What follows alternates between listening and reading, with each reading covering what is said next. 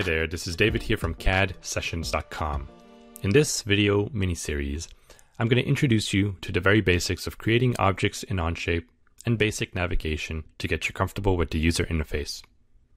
After you've created your free account, to log into Onshape, go to cad.onshape.com and enter your username and password. When you log into your account, you land on the recently opened Documents page. Don't let this page overwhelm you.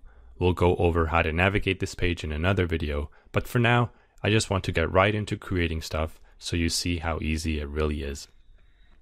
So, come over here to the upper left and click on the blue Create button. After you click the Create button, give your project a name. Select if you want it to be private, meaning viewable only by you, or public, meaning viewable by anyone. After you click OK, you're brought to the Workspace section. This is a relatively clean user interface, but some might still find it overwhelming. In this video, I won't go over what everything does. I just want to get you on your feet and cover the most basic functions. So first, we'll briefly go over how 3D objects are created in Onshape, and this process is similar in most other engineering type 3D CAD software packages. So there are 4 steps involved. First, start with 2D sketches. We need to define the basic outline of the object we want to create. To do that, we sketch a flat profile in 2 dimensions on a plane, just like when drawing shapes like circles, squares, rectangles, and polygons on a piece of paper. Second, you extrude or add material or volume to it to make the flat sketch 3-dimensional. For this step, we need to define the height that we want our object to have. Now, we have our 3D object, but rarely do we stop here. We usually want to add features to the object to make them functional and useful, or just aesthetically pleasing. So, just like in step 1, where we sketch the outline of our object, we need to sketch the outline of our new features. For step 3, we pick which faces we want our features to be on and use them as planes to make our sketches on. And finally, in step 4, we use the sketches to extrude. This time we can add or remove material to get our desired feature. CAD packages, including Onshape, have many tools that make creating common and complex features very easy. So, back to our newly created workspace. I want to show you how easy it is to get started. There are 3 planes here, the top plane, the front plane, and the right plane. They're all perpendicular to each other and intersect at the origin, which is the circle with a dot in it. To select things, use the left mouse button. So here, if I click on these planes, I've selected them. A number will appear next to my cursor to show how many items I have selected. If you click on the same entity again, you will deselect it. You can also press spacebar to deselect everything, or click on white space within the work area to deselect everything. Also, when you're navigating menus in Onshape and want to cancel out of something, just press the escape button. That will usually do the trick.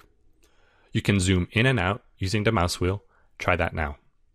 It is also important to know how to rotate your views. Simply click and drag the right mouse button in the workspace to change your view orientation. Okay, after all that twirling around, to reset the view after we've lost our orientation, click the right mouse button in the workspace and select Isometric. I also like to come up here and click on this corner of the viewing cube, this corner connecting the top, front, and right planes. This makes a slight adjustment to the isometric view that I prefer. Okay, now we're ready to get started. For now, we'll just focus on the sketch and extrude buttons. Remember, we'll first create a sketch and then extrude it into a 3D object. So press the sketch button at the top left and several things will happen. A sketch dialog appears with the name Sketch 1, and a message at the top center here pops up to select a sketch plane. Also notice that in the sketch dialog, this box is highlighted blue. It's telling us to select a sketch plane. In other words, it wants a sketch plane as an input that we will draw our sketch on. Remember, to make our 2D sketch of our shape, we need to put it on a plane. It cannot be arbitrarily floating in space. Well, we already have the front, top, and right planes showing. We could select any of the planes, but for now, let's just select the top plane with the left mouse button. Hover your mouse over it until the perimeter or outline of it is highlighted, and then click it. Okay, Now you can see what used to be the blue box is now populated with top plane, and we also see graphically that the sketch 1 is oriented to or overlaps the top plane. If you made the wrong selection, you can press this X here and make another selection. Now, this workspace is getting a bit cluttered and messy for my taste, and I'm sure you'll agree. We're going to clean it up a bit. We don't need to see all these planes visually intersecting each other. Let's hide them from view. On this left sidebar here, under Default Geometry, there are currently 4 items. This is the origin, the center point of this workspace, which also gets highlighted when you hover your mouse over it. Then we have the top, front, and right planes. When you hover over them, also notice that this eye icon shows up to the right here, indicating that these items are currently visible. Clicking on the eye icon will hide the items from view and make them invisible. Let's hide the 3 planes, but leave the origin visible for now. If you later want to show the planes again, you can come back here and re-click to show them. Now, with the workspace cleared up, let's create our shape. We'll draw a rectangle, but instead of using the default corner rectangle, we'll use this drop-down menu and select Center Rectangle. I want to draw it centered around the origin, so I'll hover over the origin until it highlights, then click once to start drawing the rectangle. Move the mouse to size it, then click again to finish it. Alternatively, I could have just started drawing it on a down click and finished it by releasing the mouse button. Now, we're currently looking at our rectangle from a so-called isometric viewpoint. Let's look at it straight from above. The technical term used for this view is normal to. So, right-click on the white space and select View Normal to Sketch Plane. Okay, that's much better. Okay, let's set the size of our rectangle or its dimensions to be 2 inches by 3 inches long. Select the Dimension button, then select a side of the rectangle and click once more to place the dimension. Don't worry too much about where you place this right now, it's not important. Next, an input field appears showing what the current dimension of the side is. Your input box may show some other units than inches, such as millimeters. In Onshape, you can just enter the value plus the units and it will automatically convert it. So let's enter 2 and then IN for inches. Then press enter. Good. This sets the width of the rectangle to 2 inches. Next, let's set the length to be 3 inches.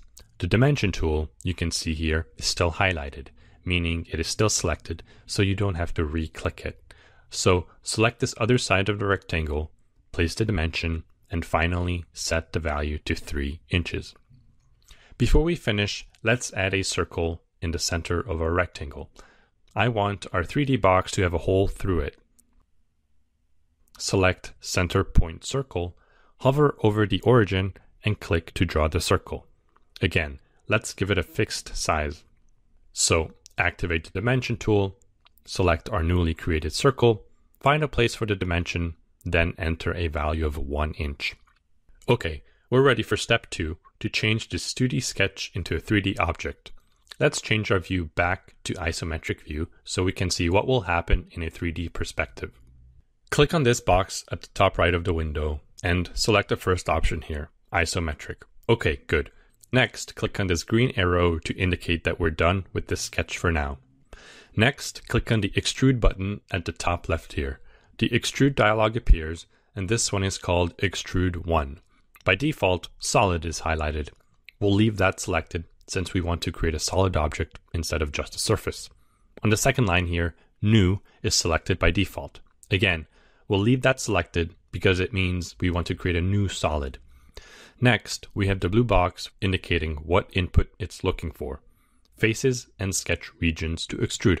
We want to extrude the rectangular shape, but not the circle, so we can select this rectangular region. Notice the preview we get of what it will look like.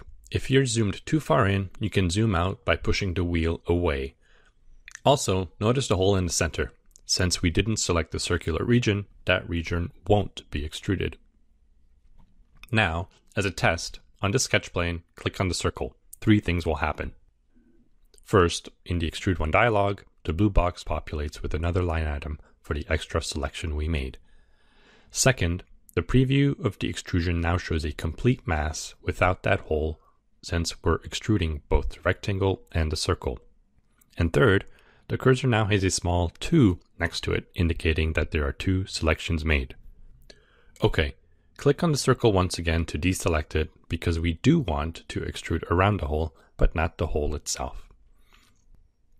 The next item on the Extrude 1 dialog is the end type. By default, blind is selected. This means the extrusion will go a specified distance or depth. In this case, it's extruding upwards, so we can also say to a specific height. But either way, Onshape uses the term depth. If you click on the drop-down arrow, you can see the different type of end types: symmetric, up to next, up to face, etc. Also, if you click on the button to the right with the 2 arrows, you can change the direction of the extrusion. Let's leave it at default, pointing up. Next, we select the depth of the extrusion. Let's type in 0.5 inches. You can preview the result by 1, clicking elsewhere, 2, pressing tab, or 3, pressing enter once. That's all we need for now. We can click the green arrow to accept or press enter again to exit out of the extrude menu. And now we have our extruded solid with a hole through the center. Good job.